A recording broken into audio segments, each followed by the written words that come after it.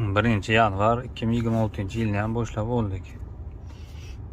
Kecha bayram bo'lsa ham 5000 pul ishladim. Narxlar unchalik zo'r bo'lgan emas. Bayramni tashab ishlaydigan darajaga talabga javob bermadi uchun qarab o'tirdim, sproska ishga chiqmadim. Ishlab ko'rdim ozgina. Ertalab chiqib, obedgacha, ertalab 5 ga boshlab 9200 bo'lib 21 ta zakaz shaharning ichiga.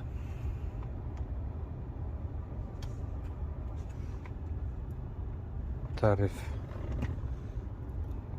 komfort plus bilan komfortni yoqib qo'yaman, ekonomni yoqmayman.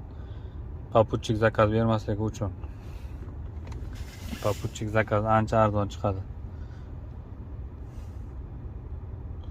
Bittasi, например, 300 rubl chiqsa, ikkinchisi 150 rubl chiqadi. Ikkalasini qo'shsa, shu bitta komfort zakazning puli bo'ladi yoki обычный ekonom zakazning puli bo'ladi. Mana bu ham zo'r zakaz. Marshruti yaxshi.